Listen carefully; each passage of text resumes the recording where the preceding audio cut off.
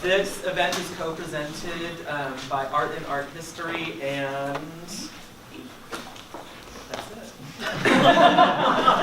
There was also going to be a screening in conjunction with this event, and it was going to be co-presented by the Queen's Vernacular monthly queer film series that happens downtown in Bickford, but that had to fall away because of scheduling issues. We couldn't find a date that worked for the on-campus talk and the screening. So no screening, just the artist talk, but we will see clips. So thank you all for coming. I'm really excited to introduce Wynne Greenwood. I'm going to read her bio and then I'm going to tell you when I first saw her perform.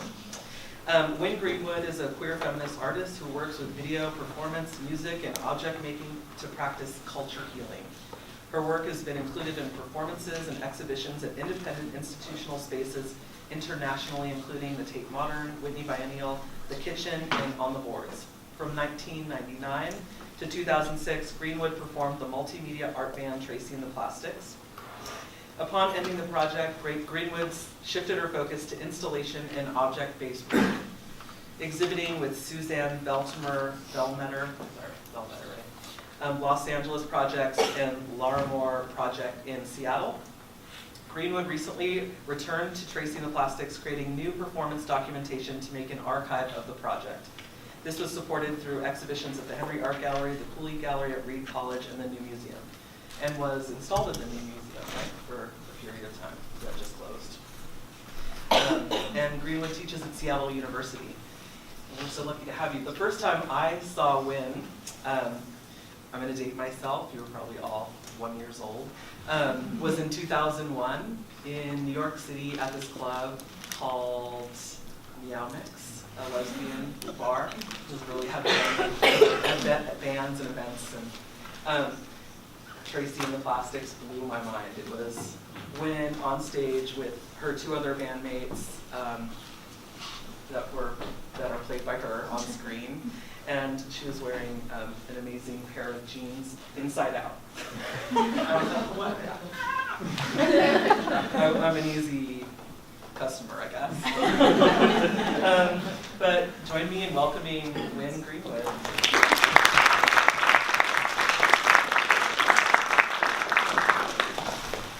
Okay. Can you guys hear me? Yes. Okay, I'm going to do this.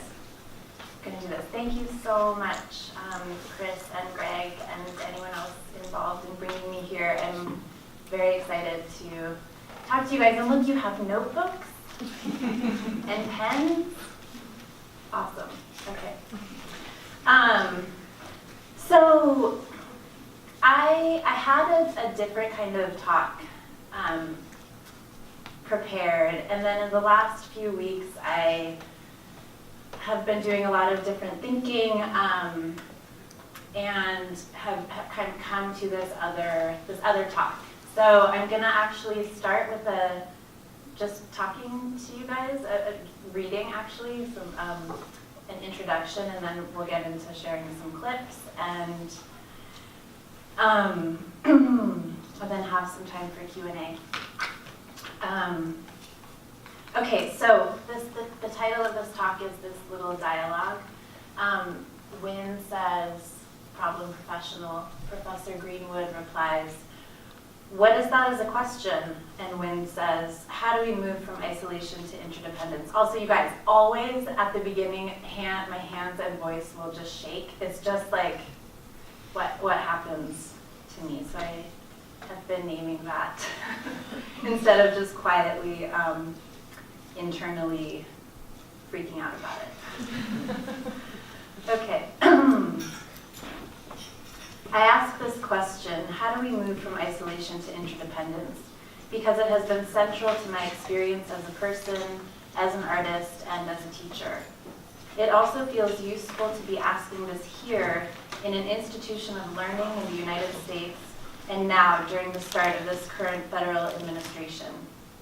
The way I'm looking at isolation is as more than a physical condition. It is an emotional, spiritual, intellectual, social, cultural experience and process. Isolation has been, for me, a closed down, closed loop experience that feels at its core destructive. It shuts down new life and shuts out other life. Some of its messages are, don't ask for help, don't have an impact, don't be impacted, don't be vulnerable, don't be messy, don't be changed, don't need anything from anyone else. Isolation cuts us off from each other and it cuts us off from ourselves. For me, isolation has been a family system, a learned system, as well as a cultural system. In looking to anti-racist thinkers who have defined whiteness and white privilege, like Paul Kibble, Kenneth Jones, and Tima Okun, I am coming to understand isolation as a symptom, a condition, a strategy, and a result of white supremacist, capitalist, patriarchal culture and politics. Culture, our externalized ways of being and being together, produces emotion, our interiority. I saw a sign at the march on January 21st in Seattle that I think articulated this brilliantly. It said, "The system is also inside of us." I don't know if that's a major quote or not, but it was a major quote for me. I want to especially look at this question, how do we move from isolation to interdependence as a process?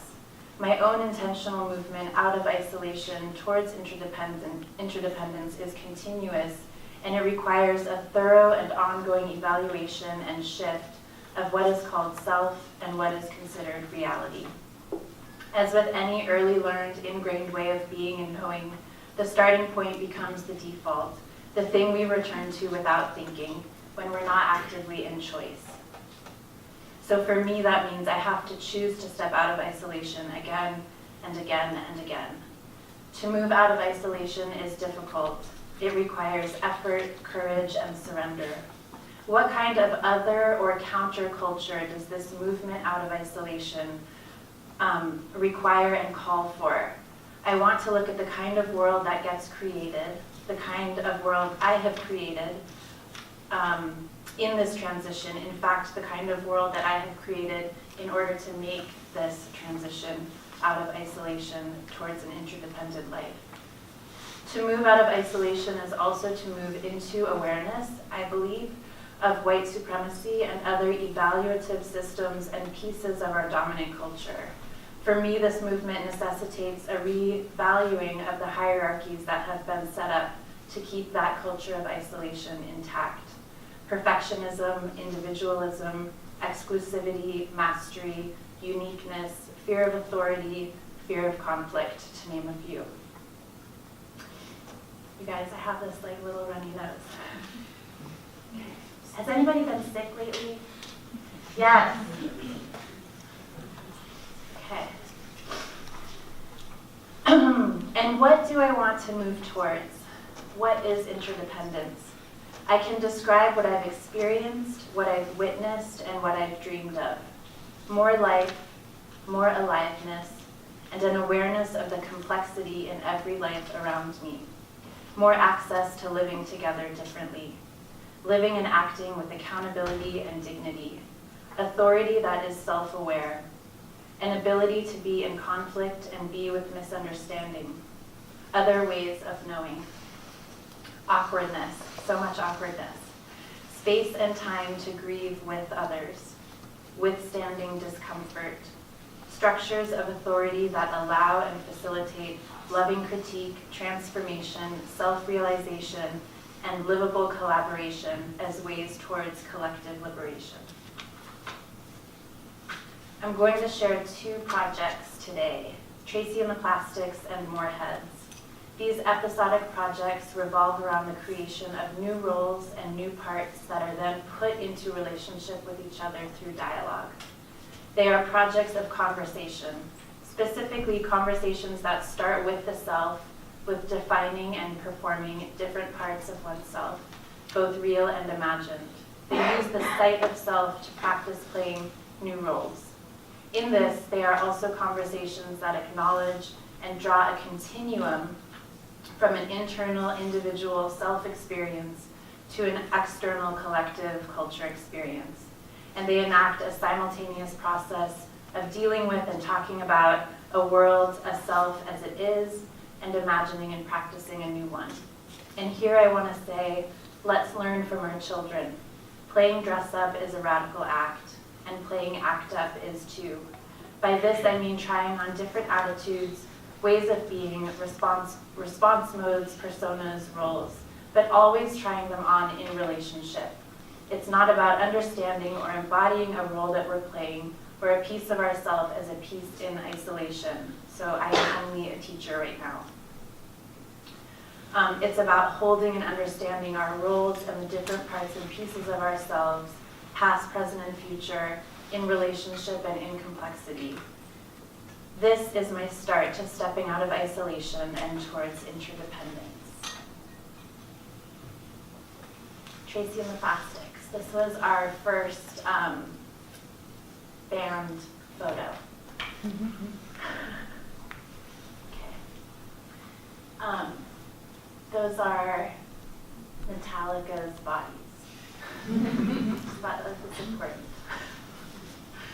All right. So feminine. I mean, just like really amazing, like gender, actually, I think, in heavy metal. Tracy and the Plastics was a multimedia art band that I originally created and performed between 1999 and 2006. In this band, I played 3 members of a lesbian feminist punk band: Tracy, the lead singer, Nikki, the keyboard player, and Kola, the drummer. These characters were put into relationship with each other through live performance with pre-recorded video. Tracy and the Plastics acted like a band. We toured as a band, we put out records, we self-promoted as a band, which is really, I think, different than what happens in an art world. Self-promotion is somehow, maybe this is changing, but self-promotion is somehow, right, you're not supposed to do that. Yeah, and I also just want to name here another thing that I think is really different these days is that we were really committed to, and also like in a complicated relationship with this idea of selling out and like what it meant to sell out or not. So I just want to name that. We played in a lot of different venues, so we were playing in music venues, kitchens, though, basements, bars, bookstores, community spaces, VFW halls, as well as then DIY art spaces, and then eventually moving more and more into institutional, or being invited into institutional art spaces and school spaces. So, though, who was Tracy and the Plastics? Tracy, Nikki, and Kola were bandmates, or rather were really trying to be in a band together. There were specific ways that Nikki and Kola were defined in order for me as Tracy to practice performing in certain and new ways for myself. Nikki was the artist, Kola was the political one. Nikki was more feminine, Kola was more masculine. Tracy was a shifting kind of frontman, lead singer who was there to respond to the Plastics, but who also had the sense of ultimate decision-making authority. So she was kind of the one who, like, it was her band, and she had somehow was kind of dragging these two along with her. These characters were developed in relationship to each other. And they gave me a framework to explore the situation and the authority of the stage, what it meant to be performing in public, and really simply, they gave me a way to be able to show up on stage and be present. But it was more than about just showing up. It was about how I was showing up, what was happening on stage, what wasn't happening on stage. And a kind of main question for me was, how can I make the stage more accessible and feel less precious or less exclusive? Tracy and the Plastics presented an intimacy on stage that came from their tension, self-exploration, negotiation, not making sense, and being in process and practice in public.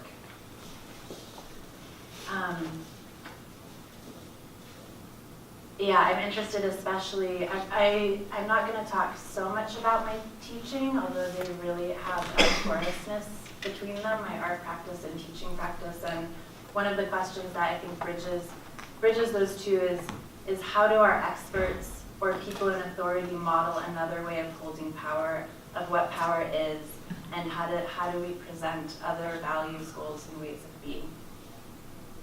Okay, we're going to watch just a little 4-minute reel of some different clips. I think these are from 4 different performances.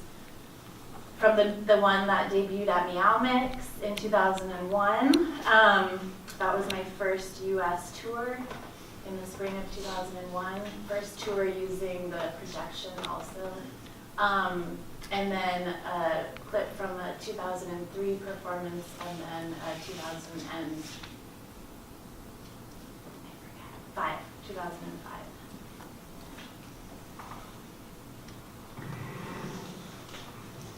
I got my period today.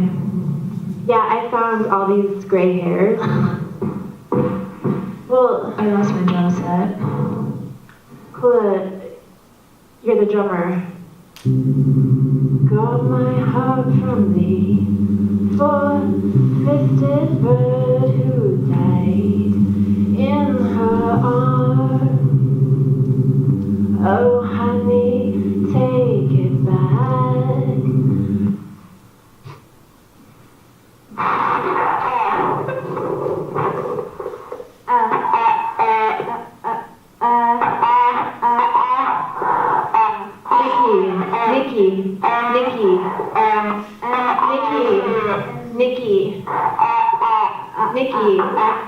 Nikki, somebody in the audience just told me that you're not really that radical anymore. No way, man. I totally skinned my knee last night. And God, it hurt so bad. You want to see it? Yeah.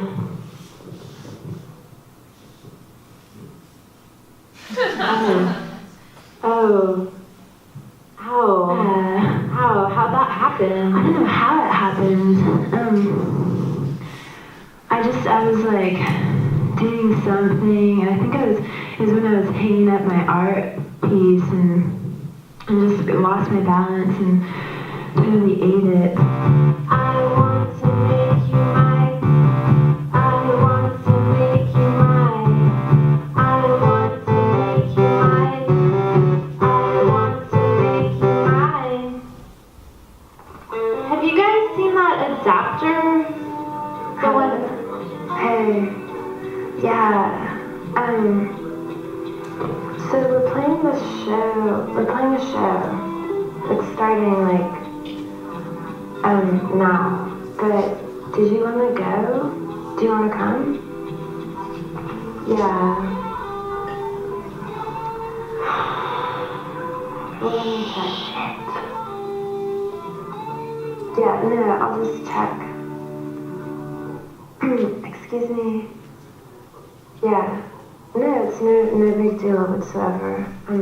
Tracy. What? Take it over there. Just hold on a second. Nikki. Sorry, okay. Nikki, can I talk to you? Can you hold on a second? I'm looking for this adapter. Can you help me find it? You're looking for an adapter? Yeah, it's the one you used last night, and you said you were putting it away. Oh, shit, I can't find it. So I'll put you on the guest list, and then just come and talk to me afterwards or something. Okay, I can't wait to see you. I'm so excited. Yeah, I'll tell you all about it. Yeah. Okay. Bye. Nikki. Tracy. Nikki.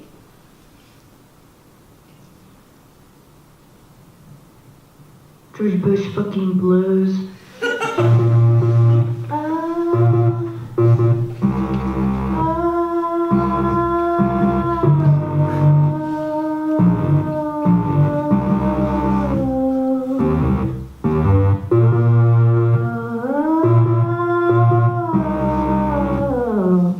Oh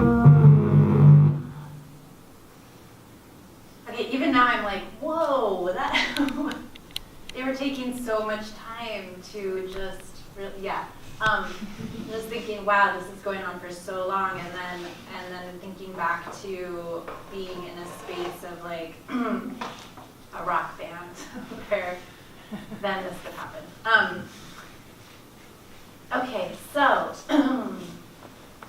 I'm going to come back to George W. Bush in a minute.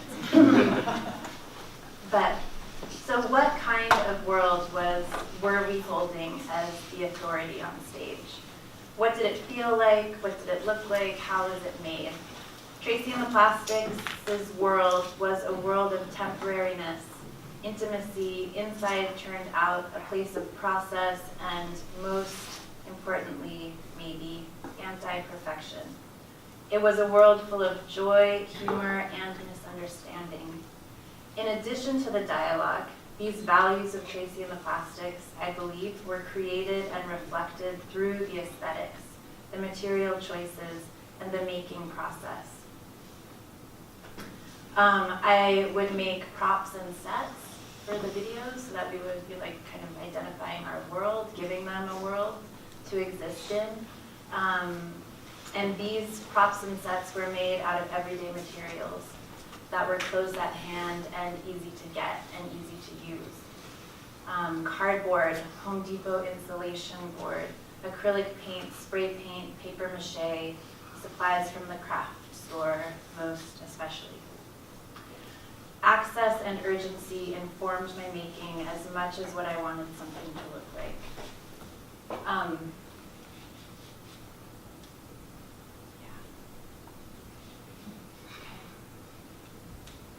I also want to mention the process of creating the conversations between Tracy and the Plastics. During my creation of these backing videos, I would get into character, step in front of the camera, say a line, which is often improvised, wait, imagine, and hold space for what the other characters might and would say in response. So recording my line as Nikki meant simultaneously imagining and leaving space for Cola or Tracy's response.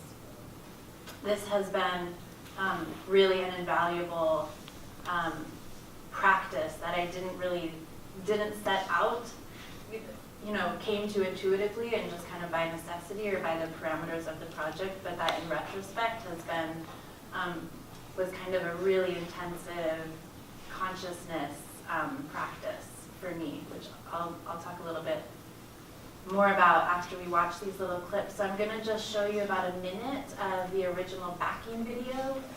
So this is what I would perform with, right? Kind of project this and then step in front of it as Tracy. So you're going to see this little clip of the backing video without Tracy's presence, and then you're going to see the same clip, a documentation of performance with Tracy involved. And this is from a performance titled Nights from 2003.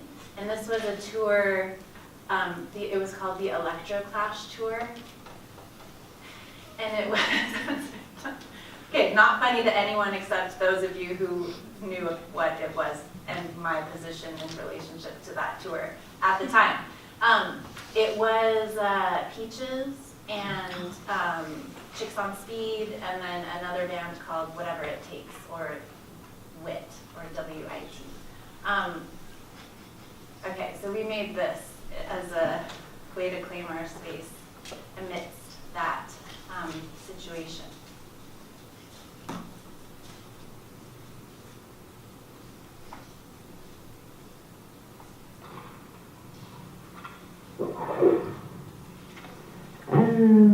Hey Tracy, can you read this one? Oh, I'm sorry. I can't.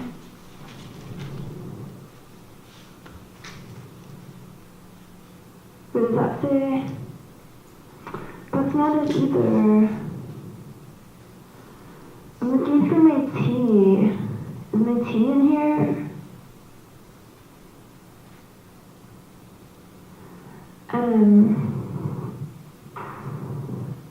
Well, I can't sleep.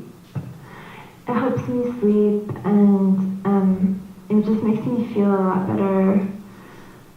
And I haven't needed it for a while, but you take it all the time.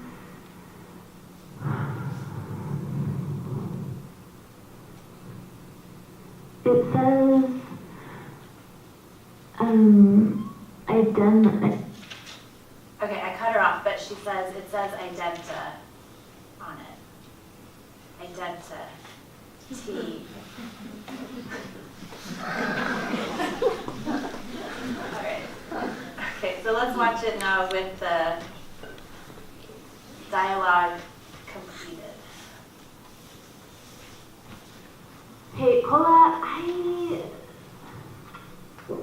Nikki, hey Tracy. Yeah. Can you read this one?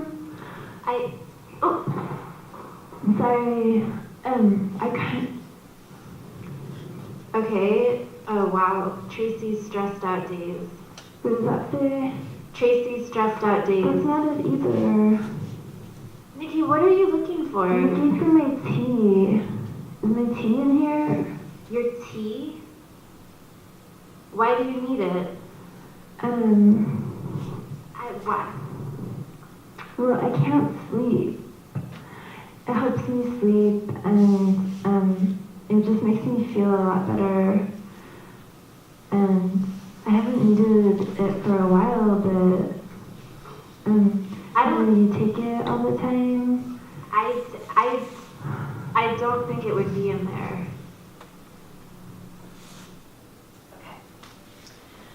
Okay, so I want to reveal this to you, the little magician's trick, because it was, like I mentioned, a critical practice for me in several ways. One, being committed to an imagined thing. I just look at Nikki and wow, what commitment. Two, holding space and time for the unknown. And three, creating dialogue that isn't dialogue yet, right? And that remains, in a way, always unfinished. The way that Nikki and Kola were set in video allowed for me as Tracy to also improvise against them and with them. As they continued to say the same lines, I, as Tracy, was able to shift and change against their structure. And this condition of the work, this way that it was made and that it existed and still exists, ultimately allowed me to return to the work and re-engage those specific pieces of conversation much later. So I ended Tracy and the Plastics in 2006, but had created very little documentation of the more than 20 performances that I had created as that project.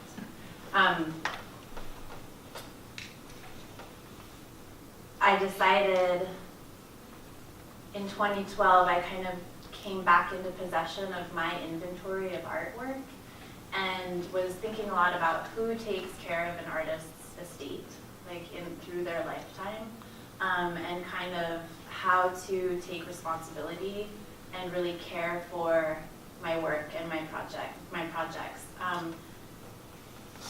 At the time, I mean, it's interesting, it brings up this, and one of the pieces of the title of this talk is Problem Professional, because one of the things that I continue to be kind of curious and concerned about is this the process of professionalization and what that means and what that what its consequences are, as well as what its opportunities are.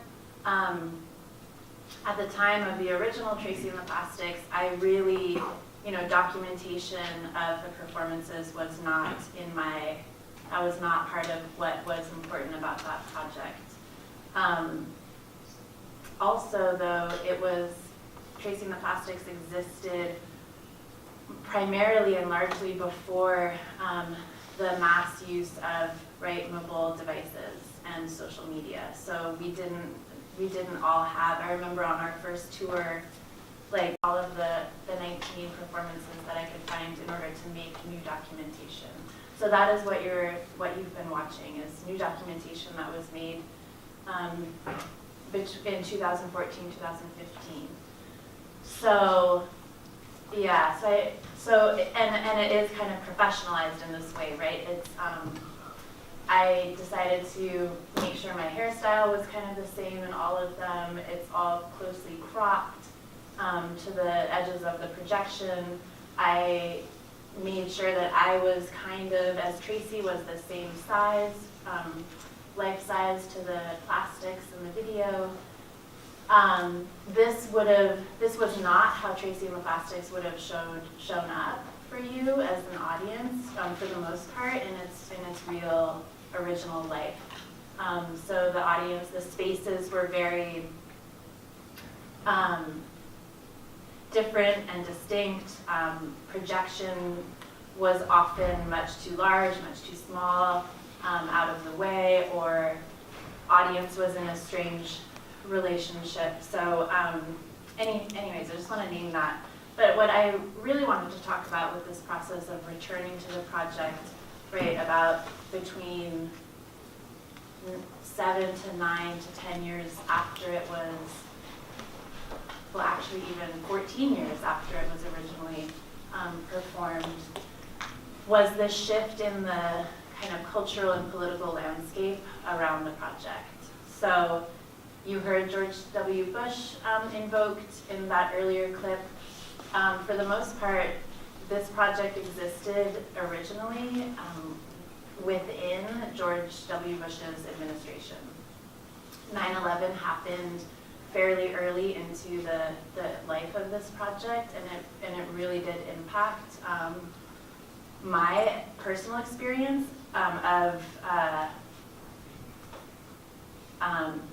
my experience.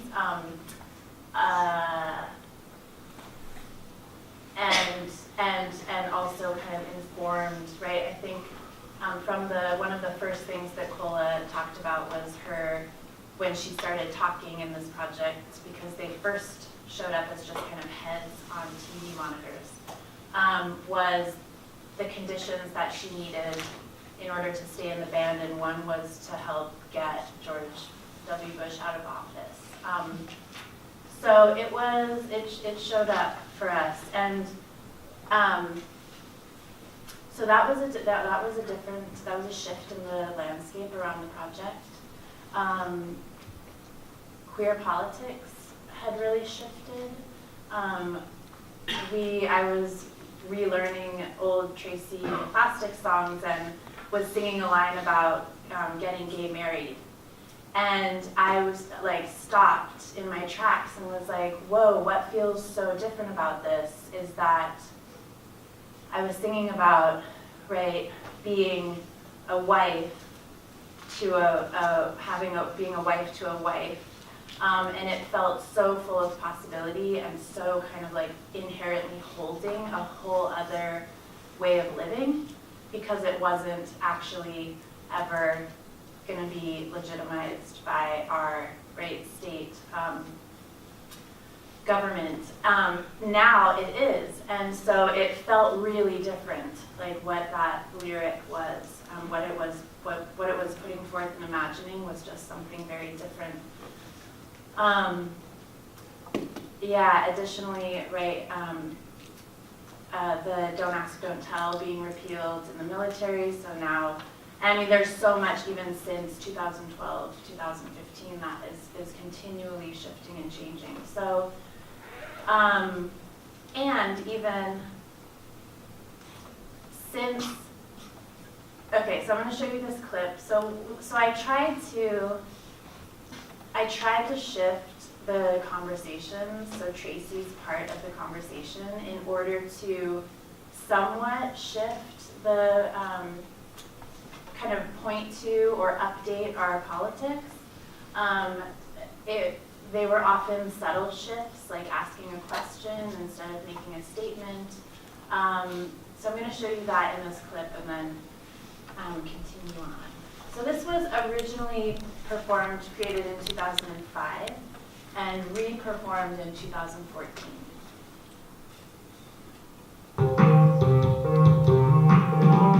She's always sitting on your right side. You lost your seeing in the war. You know, I've been thinking about these lyrics. I think it's a really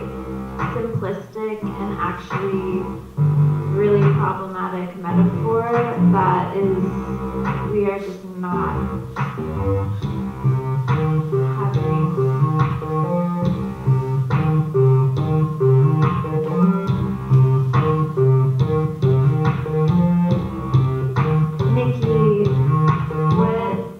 Nikki, what is that?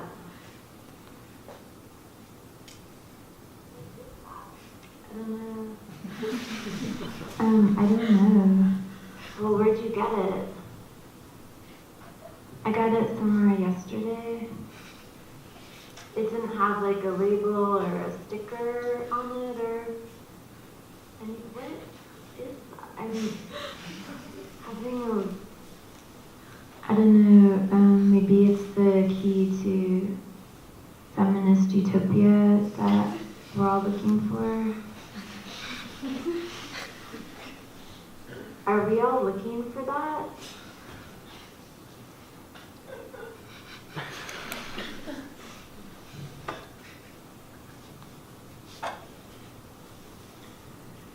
Do you guys know where the show is tonight or how we're getting where we're going?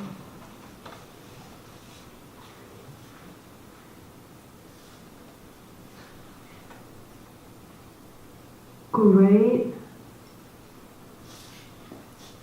I mean, go the other way? What other way?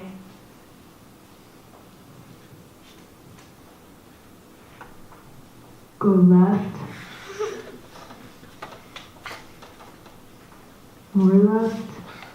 Yeah, Colette, I don't know if I believe in these directions anymore.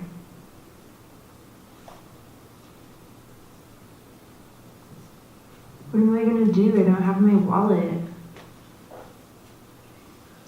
Okay, so originally, the shifts are subtle. Originally, 2005, when Nikki said maybe it's the key to feminist utopia we're all looking for, Tracy was like, wow, that's, at least as far as I can remember, she was like very excited and was surprised that that's what it looked like, but was like, wow, we definitely found it. Obviously, we're, patriarchy is going to end in the next year. Okay, that was a whole other issue. And when Cola says, oh, we need to go left, actually, more left, Tracy was in agreement also, was like, okay, yeah, that's where we need to go. During the Obama administration, that had shifted, right? It was kind of those directions as pointing towards, right, a politic didn't feel as simple. And even now, right, it even now feels different again. So conversations are contextual.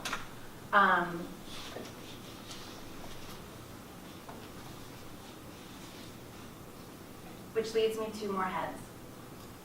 Conversations are contextual.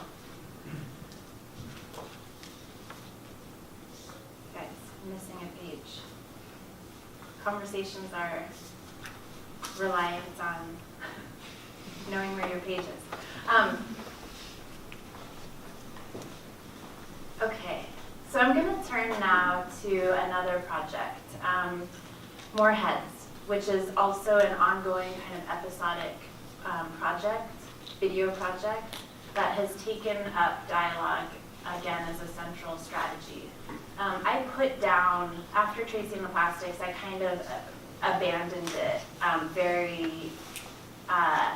just really canceled shows, was like, this is it, it's over, I cannot do this anymore. That's a whole other talk. But, so I really set down some of these strategies, dialogue being one of the things that I really put down for about a long time, about 6 years. Came back to it through this project.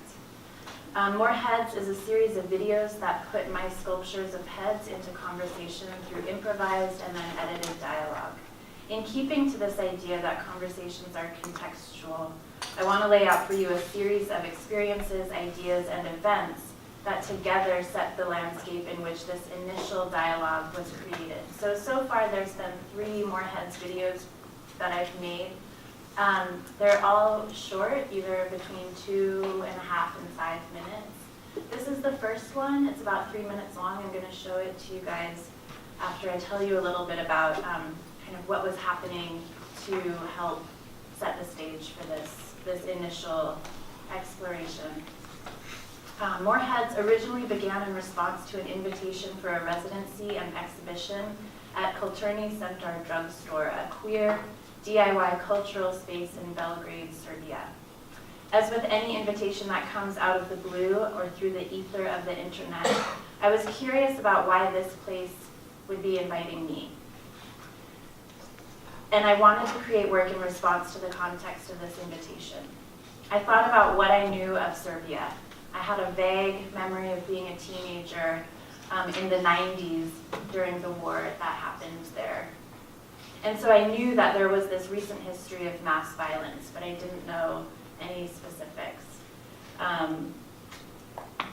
What I knew and didn't know then kind of felt mythic, right? It felt incomplete, just kind of a suggestion of truth.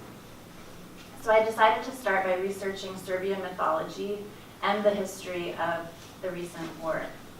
In Serbian mythology, I came across a creature named Azdaja, a multi-headed dragon who, quote, guards unreachable places. This role, guardian of unreachable place, became the jumping off point for thinking about a few ideas, including queerness and peace. In my research, I also came across some very old folk poetry and song lyrics that described in detail, so it was very, very old, centuries old literature, that described in detail acts of violence against different people, kind of in the context of conflict and fighting, not necessarily war, but conflict. In particular, one description that struck me was detailing violence against a woman's body.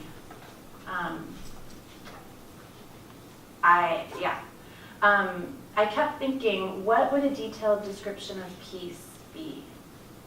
Specifically, peace between or amongst people, and why wasn't I coming across? And this is not isolated to Serbian history or culture or mythology. This was just this one place where I was doing this looking. But I was not coming across detailed descriptions of peace. At the same time, I was beginning to return to that Tracy and the Plastics archive. So returning to what had, at the original time of Tracy and the Plastics, what had been the goals. I was being confronted with what my original goals had been, and how they had not been achieved, kind of. So one being the end of patriarchy. And I was having a lot of anger come up actually around that. And this anger was spilling out into the rest of my life, other parts of my life. At the same time, there was a disturbing case of the man in Ohio who had held 3 women captive for, I believe it was, a decade. That news broke as I was in the middle of creating this video. And it directly impacted the dialogue that I was creating. You'll hear a kind of disembodied voice, and that voice, that role, that character was a direct kind of result of that kind of, that story. All of these things were informing the landscape of this project and kept bringing me back to a couple of key questions. One, how do we perpetuate violence by acting out internalized oppression? And 2, what is peace? Not utopian peace where there's no pain, no conflict, no anger, but what is an actual livable peace? So let's watch more heads. Where are we going? Patriarchy still exists. It didn't end. What the fuck? She seriously better be on time. Hey, peace, sister. Peace. No. Hey, there are kids around. You know, kids? What are those spots on your face where I like them? Okay. You can ask me that question. I like them. A lot. Yeah. I'm getting old. Actually, I'm getting ancient. A lot. A lot. A lot. Okay, why is this kid here? Where are you trying to be? Do you need something? I saw this guy shaking with rage. And then he asked for help. I don't know.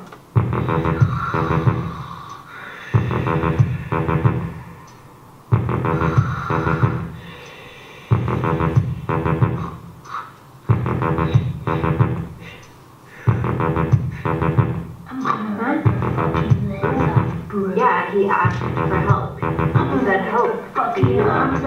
Bro. I am really trying to understand. I don't think I get it. I don't think I understand. Actually, I don't think I can understand. I can't understand. I can't understand what's happening over there. I understand. Will you open that window? No. Are you hurt? Are you hungry? I'm alone. I'm alone. I'm alone. Me. Me, alone. So fuck off. Hey, sisters. Peace. No fucking peace. Hey, just peace. Yeah. You know, peace. What peace? I forgot the laundry. Damn it.